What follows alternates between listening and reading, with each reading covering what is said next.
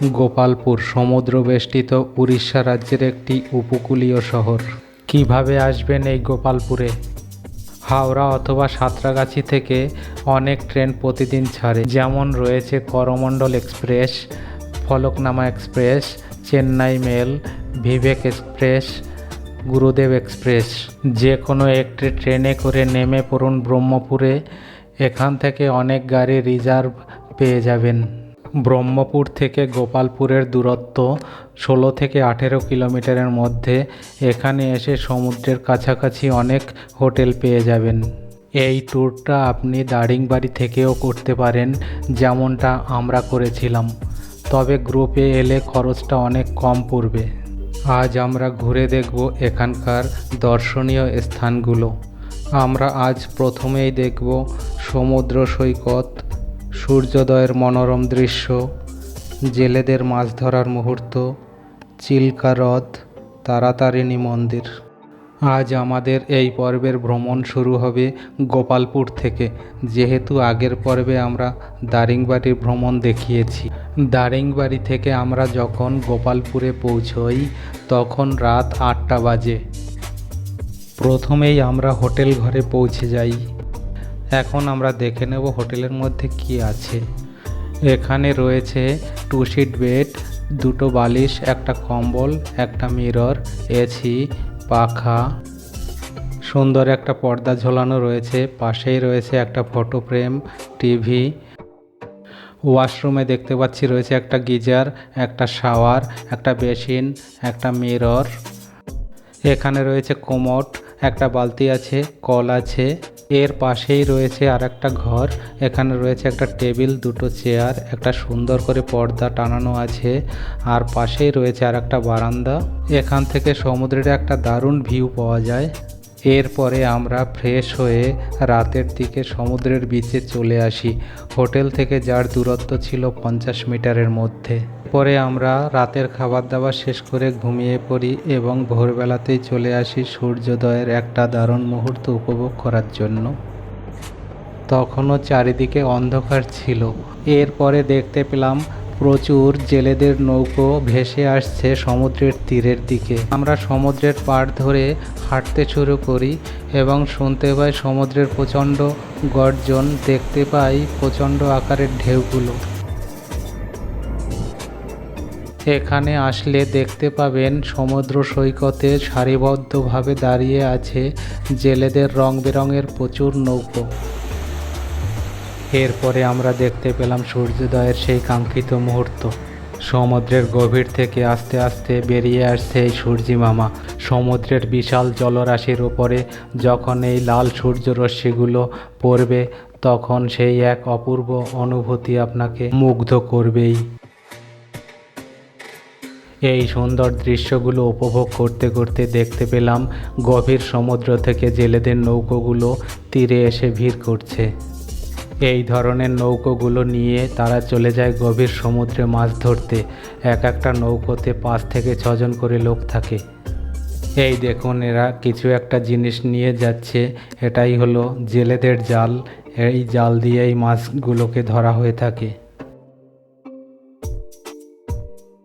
এবার দেখুন এই নৌকোগুলোর থেকে কত বড় বড় সাইজের মাছগুলোকে তোলা হচ্ছে। এখানে রয়েছে বিভিন্ন ধরনের মাছ। এক একটা মাছের ওজন কমপক্ষে 30 থেকে 40 কেজি তো হবেই। এদের কাছ থেকে জানতে পারলাম এরা মাছ ধরার জন্য চলে যায় গভীর সমুদ্রে। তাদের এক একটি নৌকোতে 8 থেকে 10 জন করে লোক থাকে এবং তাদের সাথে থাকে এই বিশাল আকারের জালগুলো। তারা সারা রাত ধরে গভীর সমুদ্রে মাছ ধরে এবং সকালবেলায় তীরে চলে আসে।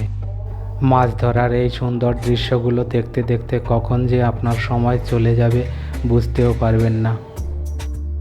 আর একটা কথা না বললেই নয়, আপনারা যদি একদিনের জন্য এখানে স্টে করেন তাহলে বিকেলবেলাতে এখানে অনেক সি ফুডের দোকান পেয়ে যাবেন।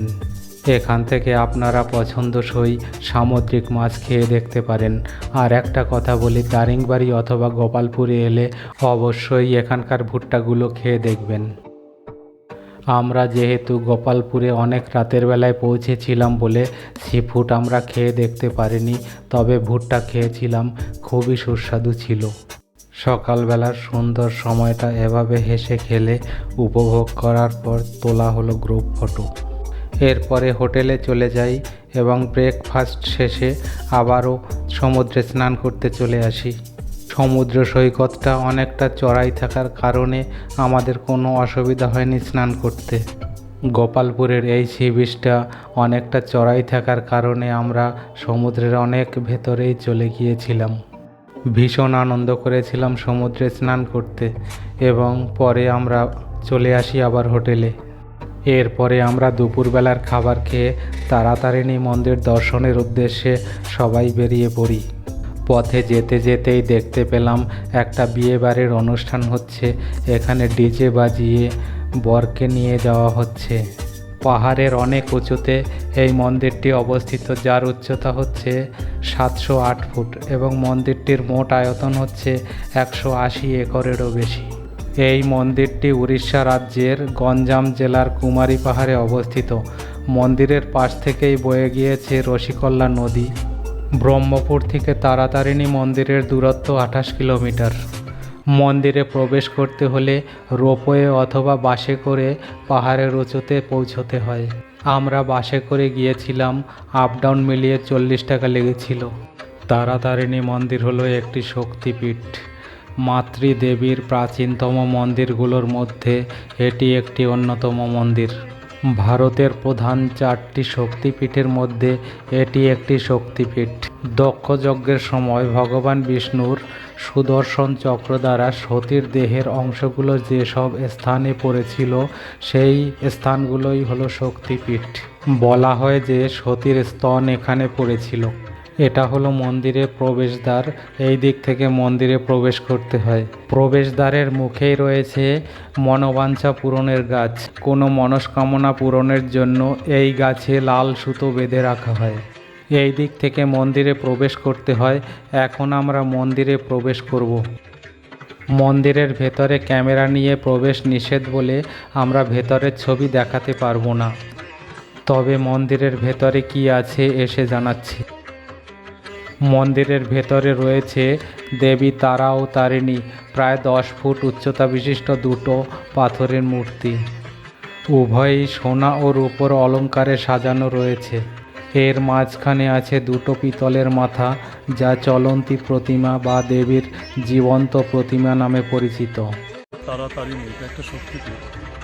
আমাদের যে শক্তিপীঠ বা সতীপীঠ, কেউ 51টা, কেউ মতান্তরে 52টা, যাই হোক। এটা আবার দেখা যাবে যে 51টার মধ্যে কখনো কিছু নতুন নাম আছে, আর অন্য তালিকায় হয়তো আরও কিছু পুরনো নাম আছে। এরকম করে ওই 51টাই সংখ্যাটা 51। কিন্তু পিঠের আবার ভাগ আছে।